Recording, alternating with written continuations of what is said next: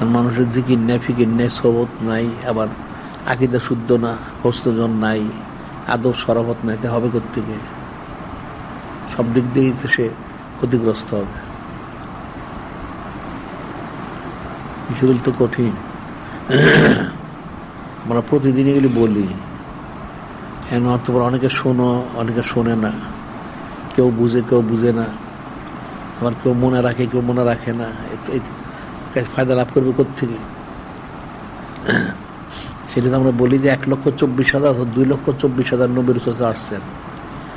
1,24,000 অথবা 2,24,000 নবী রাসূল আসছেন। ওনারা সকলেই দাওয়াত দিচ্ছেন, কেউ বাদ দেন নাই, একদম ওনাদের শেষ পর্যন্ত বিশাল শরীর পর্যন্ত দাওয়াত দিচ্ছেন। এখন কেউ মানছে, কেউ গ্রহণ করেছে, কেউ গ্রহণ করে নাই, কেউ অস্বীকার করেছে যে 70,000 নবী রাসূলকে শহীদ করেছে, নাউজুবিল্লাহ। কেউ মেনেছে, কেউ মানে নাই, আবার অনেকে হাসি ঠাট্টা বিদ্রুপ করেছে, নাউজুবিল্লাহ। আবার নবী রাসূলকে শহীদও করেছে, নাউজুবিল্লাহ। এখন যদি সেই সময়টা করে থাকে তো এখন ওইটাই স্বাভাবিক। ওই সমস্ত লোকদের বংশধরিতে এখন যারা আছে, বিষয়টা তো কঠিন, অনেক কঠিন। এই জন্য আমাদের কিতাবাদি এগুলিও পাঠ করতে হবে। মানে আকীদার বিষয় আছে, হোসনে জনের বিষয় আছে, আদব সরাবতের বিষয়গুলি আছে। বিষয় তো কঠিন। মানুষের একটা সামান্য কথার দ্বারা একটা লোক উচ্চ মর্যাদা হাসিল করে, আবার একটা কথার সে ধ্বংস হয়ে যায়। এটার সবচেয়ে বড় উদাহরণ হলো ইবলিস। 1 নম্বর, ইবলিস যে ধ্বংস হয়ে গেল, 6 লক্ষ বন্দী করলো, সমস্ত ফেরেশতার মধ্যে সে মুআল্লিম, শিক্ষক হইল। আল্লাহ যখন বললেন যে তুমি সিজদা করো, আবুল বাশার সফিল ইসলাম ওনাকে আমার রসুল, ওনাকে সিজদা করো, সে কিন্তু সিজদা করলো না।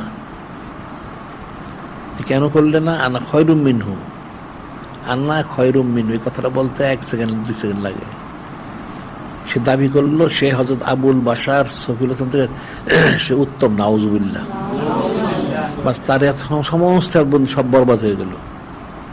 তার এই লক্ষ লক্ষ বছর আয়াত বন্দেগী, তালিম তালকিন যা ছিল সব একটা কথায় সে জাহান্নামী হয়ে গেল। আল্লাহ তার ঘোষণা করলেন, ইন্না আলাইকা লানতি ইলা ইয়াউমিদ্দিন ফাখরুজ মিনহা ফাইন্নাকা রাজিম, তুই কিন্তু বের হয়ে যা। তোকে বিতাড়িত করা হইল এবং অনন্তকার জন্য লানত, একটা কথার কারণে। আবার ওই যে বনী ইসরাঈলের কথা আমরা বললি, একটা লোক ছিল 200 বছরের মরদুদ, 200 বছর সে কোনোদিন ন্যাক কাজ করে নাই, কিন্তু জীবনের শেষ প্রান্তে নূরে মুজাসসাম হাবিবুল্লাহ হুজুর পাক সাল্লাল্লাহু আলাইহি সানাসিও সম্বলিত একটা নুসখা পাইল সে তাওরাত শরীফের। দেখে সে মহব্বত করে একটা বুসা দিল। এই একটা বুসা দিতে 1 সেকেন্ড লাগে, তার সমস্ত গুনাহ মাফ হয়ে গেল, সে জান্নাতি হয়ে গেল। সুবহানাল্লাহ।